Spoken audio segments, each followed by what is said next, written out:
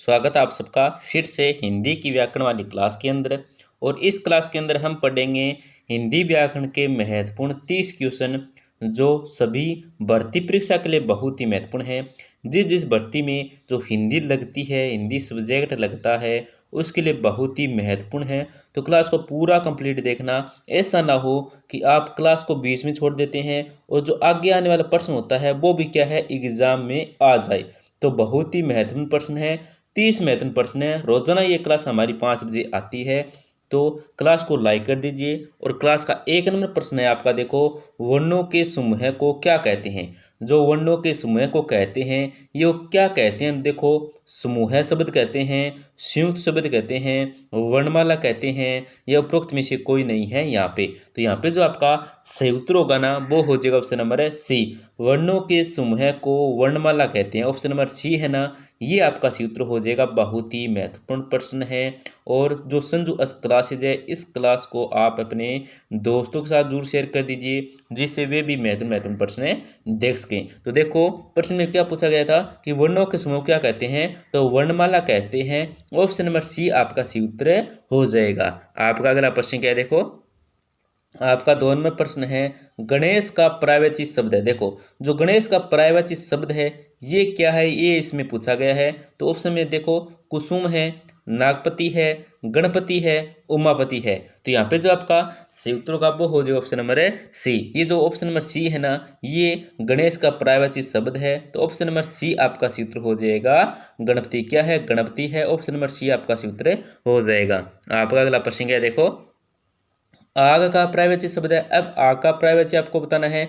जो आग का पर्यायवाची शब्द है ये कौन सा है, तो देखो, समीर है, अनल है, अनिल है, वात है। तो यहाँ पे जो आपका सूत्र होगा वो हो जाएगा option number B. Option number B है ना, ये आपका सूत्र हो जाएगा अनल है। आग का जो पर्यायवाची शब्द है ये क्या है, ये है अनल। ऑप्शन नंबर बी आपका सूत्र हो जाएगा अनल। क्या है, अनल है। आपका अगला प्रश्न क्या है, देखो, न्यून का विलोम शब्द है, विलोम है। देखो, आपको ये बताना है इस प्रश्न में, जो न्यून है इसका जो विलोम होगा, विलोम शब्द होगा, ये क्या होगा इन 4 ऑप्शनों के अंदर। देखो, ऑप्शन है सतुल है, ऊंचा है, अधिक है, निम्न है। तो यहाँ पे जो आपका सूत्र होगा वो हो जाए ऑप्शन नंबर है सी। ऑप्शन नंबर सी है ना, ये आपका सूत्र हो अधिक है। क्या है, अधिक है। ऑप्शन नंबर सी आपका सूत्र हो जाएगा। आपका अगला प्रश्न क्या है, देखो, अगम का विलोम है। जो अगम है इसका जो विलोम है ये क्या है, तो देखो, सुगम है, सरल है, सहज है, साधारण है। तो यहाँ पे जो आपका सूत्र का वो हो जाए option number A. Option number A है ना, ये आपका सूत्र हो जाए सुगम है। देखो, अगम का जो विलोम है ये क्या है, तो सुगम है। ऑप्शन नंबर ए है ना, ये आपका सूत्र हो जाएगा सुगम। आपका अगला प्रश्न क्या है, देखो, प्राचीन का विलोम है। अब आपको जो प्राचीन है इस शब्द का आपको विलोम बताना है इन 4 ऑप्शनों में। तो देखो कौन कौन सा है, अर्वाचीन है, समीचीन है, अतीत है और कोई नहीं। तो यहाँ पे जो आपका सूत्रों का वो हो जाए option number A. Option number A है ना, ये हो जाए प्राचीन का जो विलोम है ये क्या होगा, अर्वाचीन है। क्या होगा, अर्वाचीन है। ऑप्शन नंबर ए है ना, 6 नंबर में ये आपका सूत्र हो जाएगा अर्वाचीन। आपका अगला प्रश्न क्या है, देखो, हेम शब्द का अर्थ है। देखो, जो हेम है इस शब्द का अर्थ होता है, ये क्या अर्थ होता है, देखो, ऑप्शन में हेल्दी है, घोड़ा है, सोना है, हाथ है। तो यहाँ पे जो आपका सूत्रों का ना वो हो जाए option number C. Option number C है ना, ये क्या आपका सूत्र हो जाएगा। दोस्तों, साथ साथ में क्या है, आप प्रश्नों के उत्तर क्या है वो कमेंट करते रहिए। क्या साथ साथ में प्रश्नों के उत्तर हैं ये कमेंट करते रहिए। इसका फायदा क्या होगा, देखो, आप एक तो आप जो प्रश्न देखोगे तो आपके फट दिनी क्या दिमाग में आ जाएगा, फटाफट क्या दिमाग में आ जाएगा। और लिखने से जब आप लिखोगे सुनना, सुनना, सी ऑप्शन, तो आपके क्या है, मतलब लिखने से क्या याद होता है और दिमाग में जल्दी बैठता है। तो साथ साथ में क्या है, आप प्रश्नों के उत्तर भी लिखते रहिए कमेंट के अंदर, जिससे आपका दिमाग क्या है, तेजी से दौड़ेगा। क्या है, तेजी से दौड़ेगा। तो कमेंट करते रहिए, जिससे आपका जो प्रश्न है ये भी याद हो जाएगा और उत्तर भी याद हो जाएगा। तो साथ में कमेंट में जरूर करते रहें। चलो आगे देखते हैं। घन का अनेकार्थी शब्द है। जो घन का अनेकार्थी शब्द है ये क्या है, घन का अनेकार्थी शब्द है। देखो, बादल है, हथौड़ा है, घना है, ये सभी। तो यहाँ पे जो आपका सूत्र का वो हो जाए option number D. Option number D है ना, ये आपका सूत्र का मतलब है घन का जो अनेकार्थी शब्द है वो बादल भी है, हथौड़ा भी है और घना भी है, ये सभी हो जाएंगे। ऑप्शन नंबर डी आपका सूत्र हो जाएगा। आपका अगला प्रश्न क्या है, देखो, अपने लिए किए हुए उपकार को याद रखने वाला वाक्यांश के लिए एक शब्द है। देखो, अपने लिए किए हुए उपकार को याद करने वाला जो एक वाक्यांश है वो एक शब्द है। वो कौन सा शब्द है? देखो, कुलीन है, कृतघ्न है, कृपण है या कृतज्ञ है। तो यहाँ पे जो आपका सूत्र का वो हो जाए ऑप्शन नंबर डी। देखो, एक ही शब्द है, एक ही शब्द आपको याद रखना है जो क्या आपके लिए हुए उपकार के याद रखने के लिए। तो क्या हो जाएगा? कृतज्ञ हो गया। क्या हो जाएगा? कृतज्ञ हो जाएगा। ऑप्शन नंबर डी आपका सूत्र हो जाएगा, कृतज्ञ है। आपका अगला प्रश्न क्या है? देखो, बहुत पढ़ी लिखी, बहुत पढ़ी लिखी आएगा, पढ़ी नहीं आएगा। बहुत पढ़ी लिखी महिला वाक्यांश के लिए एकल शब्द है। आपको इस प्रश्न में जो बहुत पढ़ी लिखी है, इसमें जो एक महिला है, इसके लिए एक जो वाक्यांश एक शब्द आपको बताना है, एकल शब्द बताना है। मतलब बहुत पढ़ी लिखी, इसमें एकल वाक्य क्या होगा? देखो, बुद्धिमती, विदुषी, शिक्षिकता या सरस्वती। तो यहाँ पे जो आपका सूत्र का वो हो जाए ऑप्शन नंबर बी, विदुषी। क्या हो जाएगा?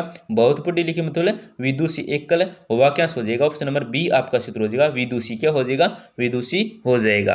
आपका अगला प्रश्न क्या? देखो, आलोचना करने वाला। देखो, जो आलोचना करने वाला ये क्या होता है? देखो, शब्द में आपको बताना है आलोचना करने वाला क्या होता है। आलोचक का होता है, समीक्षक होता है, छिद्रांशी होता है या निंदक होता है। तो यहाँ पे जो आपका सूत्रों का ना वो क्या हो जाएगा? ऑप्शन नंबर ए हो जाएगा। ऑप्शन नंबर ए है ना, ये क्या है आपका सूत्र हो जाएगा, आलोचक होता है। जो आलोचना करने वाला तो ये क्या होता है?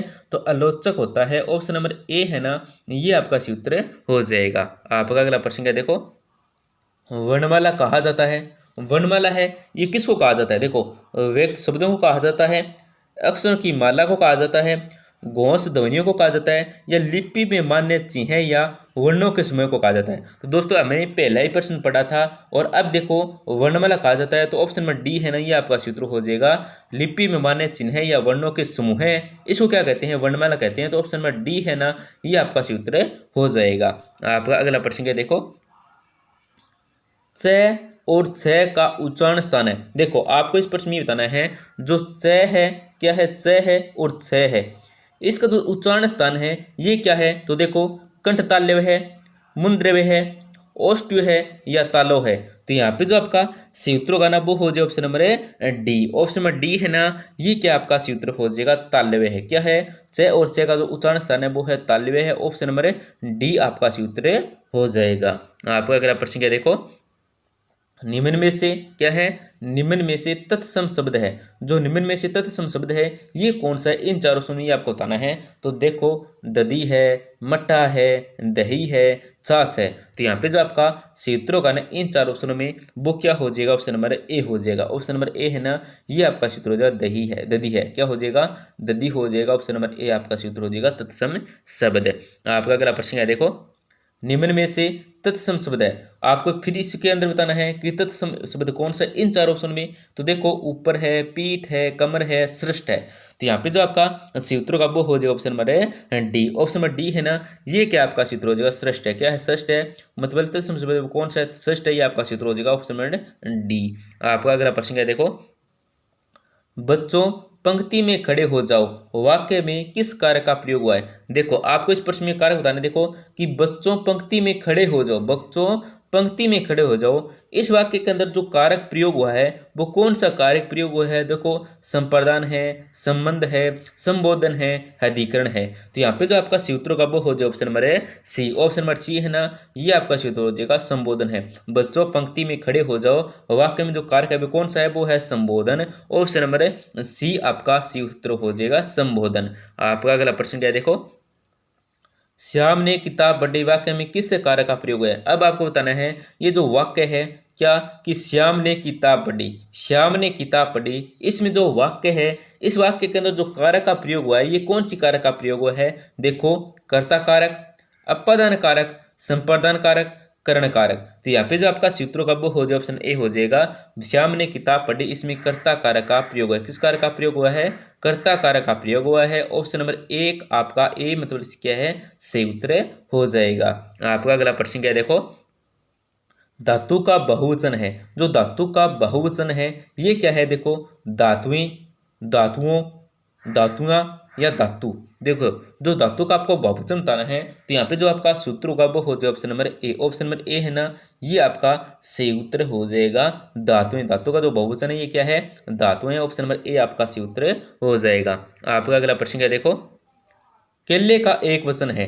केले का जो एक वचन है ये कौन सा है, देखो कलियां, कलियों, केला, इनमें से कोई नहीं। तो यहाँ पे जो आपका सूत्र का वो हो जाए option number C. Option number C है ना, केला, ये आपका सूत्र है। जो केले का एक वचन है वो है केला। केले का जो एक वचन है वो क्या है, केला है। ऑप्शन नंबर सी आपका सूत्र हो जाएगा। आपका अगला प्रश्न क्या देखो, रास्ता का बहुवचन है। जो रास्ता है इसका आपको बहुवचन बताना है। देखो रास्ते, रास्ते, रास्ते या इनमें से कोई नहीं। तो यहाँ पे जो आपका सूत्र का वो क्या हो जाएगा, ऑप्शन नंबर ए हो जाएगा। ऑप्शन नंबर ए क्या है, आपका सूत्र हो जाएगा रास्ते। रास्ता, इसका जो बहुवचन है ये क्या हो जाएगा, रास्ते हो जाएंगे। कितने रास्ते, अनेक रास्ते हैं। आगे देखते हैं, देखो निम्न में से पुल्लिंग है। आपको यहाँ पे देखो शब्द देखें, इनमें से ऐसा कौन सा शब्द है जो क्या है, पुल्लिंग है। तो कौन सा है, देखो गेहूं है, चावल है, बाजरा है या सभी है। तो यहाँ पे जो आपका सूत्र का वो हो जाए ऑप्शन नंबर डी। देखो डी है ना, ये क्या सही उत्तर है, मतलब सभी। बाजरा भी पुल्लिंग है, चावल भी पुल्लिंग है, गेहूं भी पुल्लिंग है, ये सभी क्या है, पुल्लिंग है। तो आपको याद कर लेना है, बहुत ही महत्वपूर्ण प्रश्न है। आपका अगला प्रश्न क्या देखो, उदित में प्रत्यय है। देखो जो उदित में प्रत्यय है ये क्या है, देखो दित है, इट है, इत है या दत्त है। तो यहाँ पे जो आपका सूत्र होगा वो हो जाए option number C. Option number C है ना, ये क्या आपका सूत्र हो जाएगा, इत है। उदित में जो प्रत्यय है ये क्या है, इत है। ऑप्शन नंबर सी आपका सूत्र हो जाएगा। आपका अगला प्रश्न क्या है, देखो निम्न में से कौन सा उदाहरण अयादी संधि का नहीं है। दोस्तों कौन सा उदाहरण, यहाँ पे चार ऑप्शन, इन चार ऑप्शन में ऐसा कौन सा उदाहरण है जो क्या अयादी संधि का नहीं है, आपको बताना है। तो देखो नयन है, धावक है, गायन है, गंगोदय है। तो यहाँ पे जो आपका सूत्र का वो क्या हो जाएगा, ऑप्शन नंबर डी हो जाएगा। ऑप्शन नंबर डी है ना, गंगोदक, ये क्या है, अयादी संधि का नहीं है। नयन भी है, धावक भी है, गायन भी है, परंतु गंगोदक ये क्या है, अयादी संधि का नहीं है। ये आपको याद रखना है। चलो आगे देखते हैं। 24 नंबर प्रश्न है आपका, निम्न में से कौन सा शब्द व्यंजन संधि का है। देखो यहाँ पे बता रखा है कि व्यंजन संधि का कौन सा शब्द है इन चार ऑप्शन में। तो देखो दुर्जन है, वेदांत है, गायक है, सज्जन है। तो यहाँ पे जो आपका सूत्र का वो हो जाए option number D. Option number D है ना, ये क्या आपका सूत्र हो जाएगा, सज्जन है। जो शब्द व्यंजन संधि का है वो कौन सा है, तो ऑप्शन नंबर डी आपका सूत्र हो जाएगा सज्जन, व्यंजन संधि का उदाहरण है। आपका अगला प्रश्न क्या देखो, जो मेहनत करता है वह अवश्य सफलता पाता है। देखो जो मेहनत करता है, तो आप मेहनत करते हैं तो जरूर आप सफल होंगे। तो देखो इस अवश्य में सफलता पाता है, तो देखो क्या है, संबंधवाचक का है, अनिश्चयवाचक का है, निश्चयवाचक का है या निजवाचक का, ये उदाहरण है। तो देखो यहाँ पे जो आपका सूत्र का ना वो क्या हो जाएगा, ऑप्शन नंबर ए हो जाएगा, संबंधवाचक का है। देखो संबंध है, मतलब जो मेहनत करता है तो अब से वो सफल होगा, सफलता ही संबंध है उसका मेहनत से। तो ऑप्शन नंबर ए आपका सूत्र हो जाएगा संबंधवाचक। आपका अगला प्रश्न क्या है, देखो निम्न में से निजवाचक सर्वनाम शब्द है। निम्न में से आपको बताना है जो निजवाचक सर्वनाम है शब्द है ये कौन सा है। देखो हम है, आप है, वह है, तुम हो। तो यहाँ पे जो आपका सूत्र का वो क्या हो जाएगा, ऑप्शन नंबर बी हो जाएगा, आप है। क्या है, आप है, निजवाचक सर्वनाम शब्द है। ऑप्शन नंबर बी आपका सूत्र हो जाएगा। आपका अगला प्रश्न क्या है, देखो तू, तुम सर्वनाम शब्द है। देखो तू, तुम, ये जो सर्वनाम शब्द है ये क्या है, देखो पुरुषवाचक शब्द है, प्रश्नवाचक है, संबंधवाचक है या निजवाचक है। तो यहाँ पे जो आपका सूत्र का वो हो जाएगा पुरुषवाचक। क्या है, पुरुषवाचक शब्द है। ऑप्शन नंबर ए आपका सूत्र हो जाएगा। आपका अगला प्रश्न है, देखो कौन से संज्ञा शब्दों का प्रयोग प्राय बहुवचन नहीं होता। आपको ये बताना है कि कौन से संज्ञा शब्दों का प्राय क्या है, बहुवचन नहीं होता। तो व्यक्तिवाचक है, जातिवाचक है, द्रववाचक है या ए सी दोनों है। तो यहाँ पे जो आपका सूत्र होगा ना वो हो जाएगा ऑप्शन नंबर डी, मतलब ए। व्यक्तिवाचक और द्रववाचक जो शब्द है इनका क्या है, बहुवचन नहीं होता है। ऑप्शन नंबर डी आपका सूत्र हो जाएगा, ये आपको याद रखना है। आपका अगला प्रश्न है, देखो किसी व्यक्ति, वस्तु, स्थान या भाव के नाम का बोध कराने वाले शब्द कहलाते हैं। देखो किसी व्यक्ति है, वस्तु है, स्थान, भाव आदि का बोध कराने वाली क्या होता है, संज्ञा कहते हैं। तो देखो इसमें संज्ञा कहाँ पे है, तो देखो विशेष है, संज्ञा है, नामधारी है या नामवाची है। तो यहाँ पे जो आपका सूत्र का वो हो जाए ऑप्शन नंबर बी हो जाएगा, संज्ञा। क्या है, संज्ञा है। आपका अगला प्रश्न है, देखो निम्न में से तत्सम शब्द है, आपको फिर से इसमें बताना है। तो तत्सम शब्द है कौन सा है, देखो मगर है, केकड़ा है, मछली है, मत्स्य है। तो यहाँ पे जो आपका सूत्र का हो जाए ऑप्शन में डी, मत्स्य का एक तत्सम शब्द है, तो ऑप्शन में डी आपका सूत्र हो जाएगा। तो दोस्तों क्लास के अंत में हमारे आपसे छोटी सी गुजारिश रहती है, हर क्लास के अंत बोलते हैं हम क्या है, बस आपको क्लिक ही करना होता है, क्लास को जरूर लाइक करें। बस छोटी सी गुजारिश है, क्लास को जरूर लाइक करें। हो सके तो अपने दोस्तों के साथ भी जरूर शेयर करें, जिससे वे भी महत्वपूर्ण में हिंदी के प्रश्न देख सकें। और दोस्तों क्लास को आप रोजाना जरूर लाइक करें, इतनी सी हमारी छोटी सी गुजारिश थी। तो धन्यवाद, मिलते हैं अगली क्लास में।